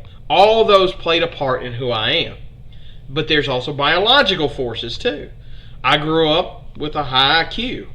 I grew up in, with my height being what it is, with my genetics being what they are. Something as simple as my eyesight. That plays a factor in who I am. I have terrible eyesight. How we're taught and people around me, I think nature also changed when they act with each other. And of course, obviously, Kira's right. It's a little of both. Nature matters more, but also nurture, because if there's bad traits your parents got from nature to their parents, you can choose to have your own nature to not believe. And one of the things I think about is my brother, right? Him being in a wheelchair, that dominated. That was a genetic thing, being born with that bad hand of genetics. And it dominated his personality. But then you go to the nurture aspect, him being in a wheelchair, not me, that dramatically altered who I was as a person, right? So it was one of those things where it was like nature and nurture working together. So here's the question for me to ask in the comment section. do you tend, going back to that whole picture, right? Do you tend to judge people based on all of their actions or just a select few actions? And be honest, right? We've all been guilty of this, right? Where we have one interaction with somebody, or maybe just a handful of interactions, and we decide to develop an opinion of that person based on one or just a few interactions with them. Okay? I want you to think about that. If there's one thing I want you to get from this lesson is, we are more than just one or two actions, right? It is entirely possible and probable that I have students that have had one or two interactions with me and go, man, that Mr. Waldrop is a jerk. He's mean. He gets up in your business. He doesn't care about you. Blah, blah, blah, right? That may be somebody's opinion of me from just one or two interactions. I would like to think anybody that's had my class is like, no, Mr. Waldrop's not like that at all. He actually cares about his students. He'd do anything for them. He really wants them to succeed, not just in U.S. history, but in life, right? So, and that's true for everybody, right? Like, if I judge Elizabeth on her worst actions, I would believe she is the worst child on earth, spoiled, mean, angry, blah, blah, blah, right? If I judged her on just her best actions, I would believe she's without fault. But I don't have that luxury as a parent to judge her that way. I have to look at the good and the bad. I have to try to alter the bad behavior, and I have to reward and appreciate the good behavior, right? That is the one goal that I think is, and let me tell you this, I struggle with this too. It's so hard for me when I have a student that is disrespectful in the first couple weeks to get out of my mind, that's not who they are. Right? That's not who they are as a whole. One of the things, you don't know this, but teachers do it a lot, is they will sit there and they will, like me as an 11th grade teacher, a lot of 11th grade teachers will go to 10th grade teachers and 9th grade teachers and go, here's my roster. Who are the good kids? Who are the bad kids? I try really hard not to get involved in that. I don't want to know. Because I don't want my perception of that kid to be based on somebody else. Maybe they were bad for that teacher. Maybe they just, for whatever reason, they like me or like my class, and they're not bad for me. In fact, one of the things as a teacher I like to do is, if I notice a student is doing really well in another class, I go find that teacher, and it's like, what are you doing differently? Why do they like your class? How can I gear my class for them so that they won't tune me out? I've had plenty of students where it's like, I'll give you one example. I'm not going to name their name, but there was a girl who I had that every teacher they had hated this girl. And I couldn't understand for the love of me why. They were fantastic for my class. They were interactive. They had a good grade in there. My opinion of this girl, she was a sweetheart. But literally every teacher I went to was like, oh, I can't stand that girl. She's the worst. And it got so much so that other teachers, she would ask, hey, can I go sit in Mr. Waldrop's class during fourth block or whatever, and work on previous lessons or whatever. And I would go to them and say, hey, look, I don't have a problem with it. And they would be like, oh, if you want this person, oh, take them. Take them. I don't want them. Take them.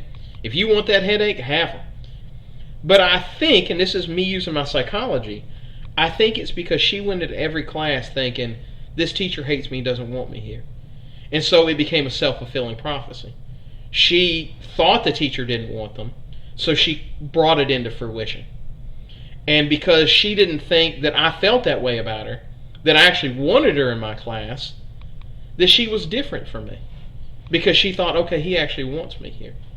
Okay? And I've had a lot of people that are like that. I can't tell you how many times I pulled a student out of the class and it's like, look, I don't dislike you. I want you in my class. I wish you'd show up more.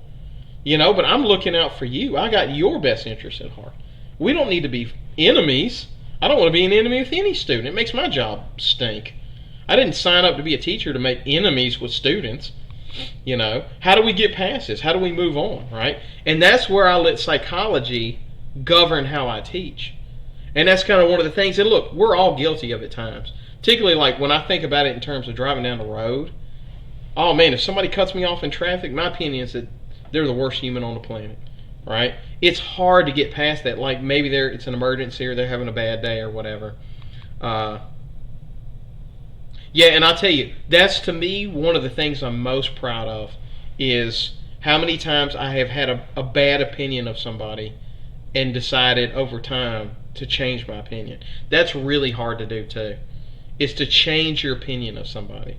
To go from thinking, I don't like that person, to, but let me give them a chance. Maybe they just made a bad first impression. So anyway, modern psychology borrows ideas from history and can be seen in the modern approaches to psychology, whether you're talking about psychiatry, behavioral, humanistic, cognitive, biological, or sociocultural. In the 1930s, a guy named Sigmund Freud decided that he would be more interested in the unconscious mind than the conscious mind. And he developed a technique called free association, where patients said everything that came to mind without creating any logical or meaningful statements. Right? He was the kind of guy that believed that you can interpret dreams. Right? So here's my question. Do you think dreams have hidden insights about people? Do you think they really tell you about something, about that person? No, not really. Yeah, I kind of lean towards that one. Yeah, and that's great. That's it. It takes a huge person to do that, to start off with a negative opinion about somebody and overcome that. But anyway, Start off with a negative opinion about someone.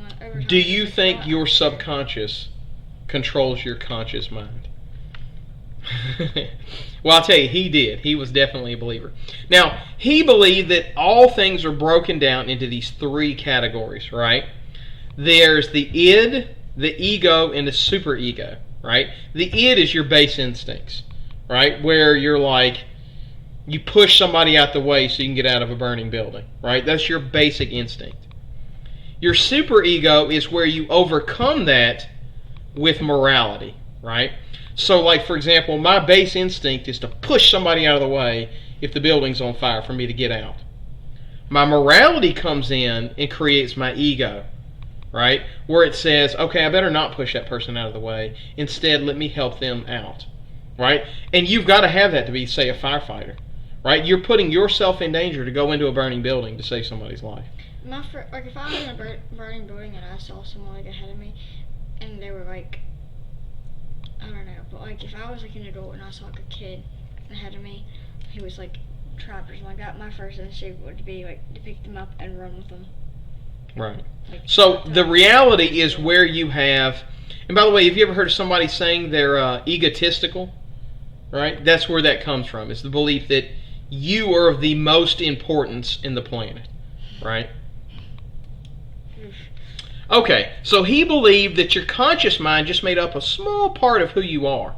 That all the other factors that are underneath really made up who you are, right?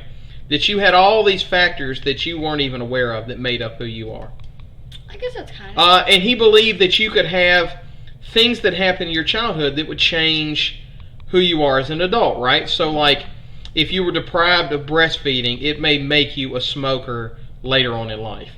Right? If you weren't properly toilet trained, then it made you a clean freak, right? You ever heard somebody being anal retentive? If you had an abnormal family set up with your relationship, it would make you have a lot of anxiety later on in life. And of course, you can say there are some elements of truth to that, right? Like, if you had a traumatic childhood, it can make it very difficult for you to have a relationship with somebody. If you were raised in a strict household, I don't think his chart's correct, but I think he was kind of on to something, right? But, like, if you grew up and, like one of your parents like abused you, you could either take, like, that, like, as an example, because, like, if you grew up and, like, someone is abusing you, then you're going to think, well, that's just how you should treat everyone. Right. Like, that's how you're supposed to treat And I'll tell you, if you were ever raised with a...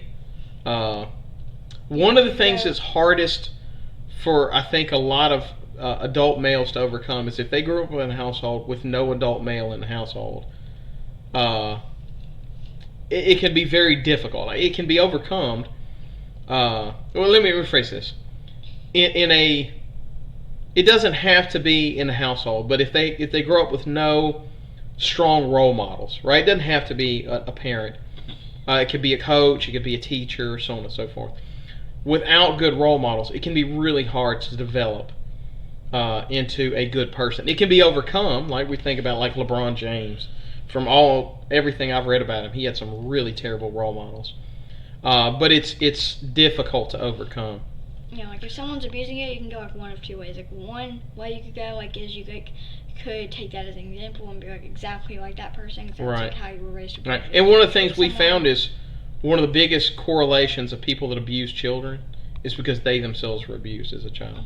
And again, that goes back to the thing of, I'm not saying it's right to abuse children, but it's important we understand it, right? So that we can break the cycle, right?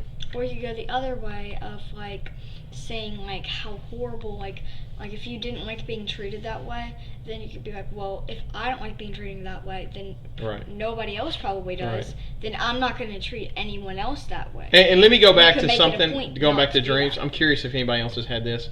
Man, I am now constantly having dreams where I am quarantining. Like, I'm having boring dreams. Like, in my dream, I'm sitting at the house bored because I'm stuck inside for quarantine. I don't dream. Yeah, you do. I just have nightmares. Now, around the turn of the 19th century, a man named Ivan Pavlov began to chart a new course of psychology. It would begin by him using a tuning fork when he fed his dog. Now, he would ring this tuning fork, and the dog knew to come. He's like, oh, it must be time to eat. One of the things he would learn is, it got to the point where he would hit the tuning fork, and the dog would begin to drool. It's one of those, like in nature, a tuning fork doesn't make a dog drool. But the dog, at a physiological level, had learned to associate that sound with being fed. So he noted that eventually, even when he did not supply the dog with food, hearing the tuning fork made the dog salivate. And that's called a Pavlov's response. Right? So he feeds the dog drools. He rings the tuning fork, and the dog does nothing. But he rings the tuning fork whenever he feeds the dog, and the dog drools, and he gets to the point where just simply ringing the tuning fork, I know, it's a very long episode. Can you think of any examples in humans or animals of a Pavlov response? And I always think about, like, when I go into a movie theater, my mouth starts to water. Sometimes I can think about eating a pickle, and before I've even opened the jar, my mouth starts to water. So those are some examples. Yeah, we'll speed through this. A scientist who stressed measuring observable behavior became known as behaviorists. And this position was formulated by a psychologist named, that's how you train a dog to do tricks. Formulated by psychologist John B. Watson. And he developed what is known as the B.F. Skinner model, who popularized the concept of changing behavior through rewards and punishments. Right? And it's like the old mouse, like you could augment its behavior by giving it rewards and by giving it punishments. And basically that's how we work with children, right? We reward good behavior, we punish bad behavior. So it's like everybody on their own kind of came to that own psychological breakthrough all on their own, right? So what do you think best motivates behavior? Is it punishments or rewards? What affects you the most as a kid? Rewards. You think rewards affect you more? Right? You're more likely to do something for a good reward than not do something for a bad reward. If I do something and then you go and buy me a snow cone, I'm going to do that. I'm going to do that. Over and over and over. Humanism would develop in the 1960s as a response to behaviorists. Such guys as Maslow, Carl Rogers, and Raleigh May. And they saw human behavior as an evolving series of self-direction. Instead of being driven by environmental forces, the environment serves as a background to internal human growth. So he came up with Maslow's hierarchy of needs. So this is basically everything you do is for one of these things, right? Once these things have been satisfied, then you work on these things. And it goes all the way up to these things, right? So the number one motivating factors for you are things like breathing, right? If you're suffocating, you're going to do anything you can to make sure you can get a grasp of air. Food, water, even sex is in the bottom, right? We as a species cannot survive unless somebody is out there having, and by the way, I shouldn't have to tell this to any teenage boy, but a large chunk of their actions are designed around pursuing the opposite gender, right? sleep, homeostasis. Okay, then you go up to the next levels, right? Security of body, right? We do a lot of things to have a nicer house, so on and so forth. Better employment, more resources, so on and so forth. Then you get into the next one: friendship, family, intimacy, so on and so forth, right? And so it's kind of like this hierarchy of needs. You're going to take care of the things at the bottom before you work on those things up at the top, right? Do you agree with this hierarchy of needs, right? That chief among that stuff is this stuff at the bottom. You're going to take care of that before you take care of the next levels. And obviously, being a parent is flying in the face of this, right? So when I'm a parent, there's many times I make sure you have plenty of food before I go back for seconds. So on and so forth. Now, a cognitive would focus on how we process and store information, and how we use information, and how it influences our thinking, language, problem solving, and creativity. A behavior is more of a response to stimulus kind of person, right? Now, they would believe in the way we interact with our world is based on our language. So a baby has no way to interact with their world. 0 to 2, that's why they're going to stick things in their mouth. They're just trying to figure out the world around them, right? 2 to 7 is the perceptual stage, where children start to develop their mental skills. Then 7 to 11 is that concrete operational stage, followed by that formal operational stage, where you start putting everything as symptomatic, right? So, and I'm trying to speed through this a little bit.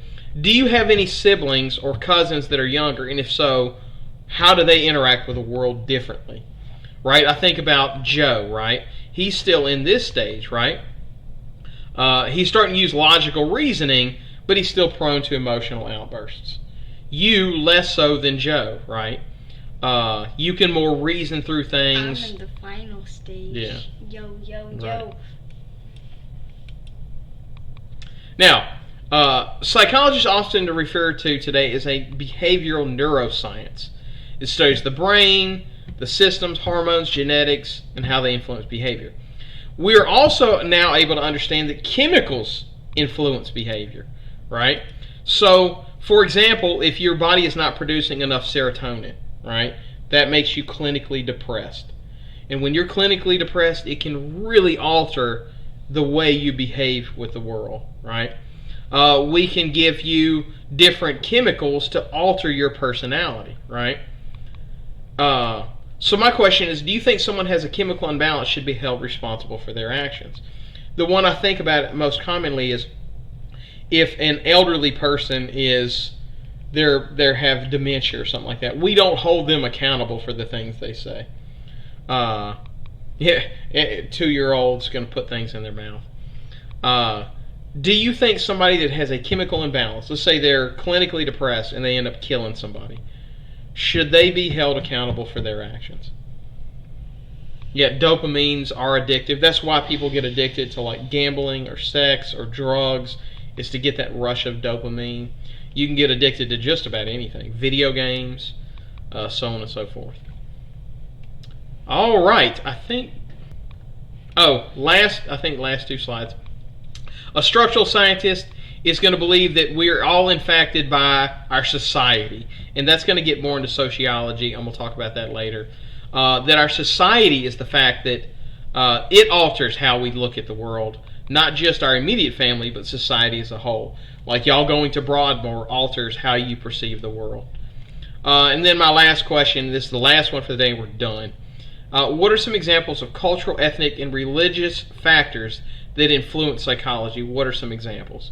So for example, one of the ones I know I've talked about in class is a lot of y'all will perceive that, I always ask that question, what percentage of Louisiana is black? And a lot of times students will say, oh, it's got to be 80%, 90%.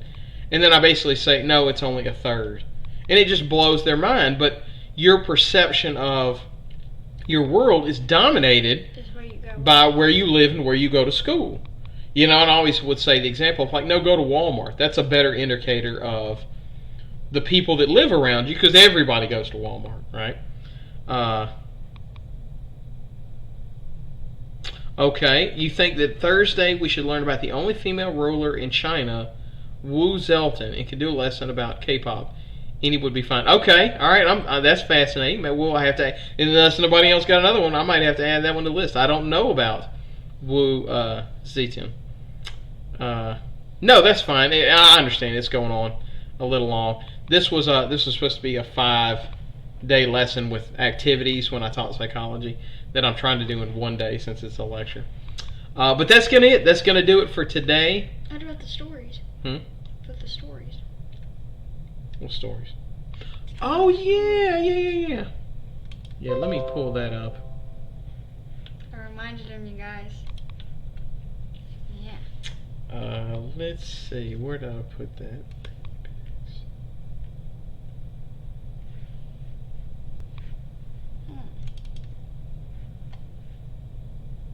Okay, so here are some of the videos that got sent in. What I've been doing during quarantine has been sleeping, more sleeping, and playing video games and learning music because that's all I can do. Can't do anything else. Yeah, nobody. Okay, so that is. I wish Leah's still in here. That's what she's been doing during quarantine. Hi, my name is Nakai Warner, and during this pandemic, I've been working. Wow. Well, thank you for working. I'm sorry you had to work during the pandemic, but thank you for doing it. And I'm guessing that was before the pandemic. Hello, everyone. I am Queen, and here is what I do during the pandemic. I'm reading book. This is my favorite book, Detective. Rachel's got to be loving that. I know Elizabeth is. Oh my gosh, Dad! This, and I'm on the way to finish them. Wow, look at all Oh that. my gosh, Dad! I will continue to my second favorite book is Shin-chan. I'm playing Yo-Yo. This is Friggin'. I'm playing Ruby. She did not just solve that Rubik's Cube. She did not just do that. My favorite anime is Detective Conan. I'm listening to K-pop song every day, especially BTS song. I'm watching Mr. Walker live stream lesson every day. So that's it. This is what I do during the pandemic. That is awesome. And you may already know this, but the reason it's called Detective Conan is because of Sir Arthur Conan Doyle, the Sherlock Holmes writer. So yeah, my daughter. Yes. Oh my gosh, Daddy! My wife was a huge fan, and she got Elizabeth into she's a huge fan. Ah! And there's Miss Williams. She didn't leave any audio, but there she is. Okay, so thank you everybody that sent in a video of what you were doing during the pandemic. It was good to see from you. And again, I'm going to leave the assignment in Google Classroom. I want to see those pets. You have a dog, a cat, send me a video, picture, all that stuff. I'm curious to see how. Let me ask you this too: are your pets going crazy having y'all home, or maybe they love it? I know our dog's like getting walked all the time now, but I think they're trying to getting a false idea of like what the world looks like now that we're home every day. So, but that's going to be it for today's episode of Wall Dropping History. Again, thank you as always for your dedication to your education. Thank you so much for showing up, and until next time, goodbye. Bye.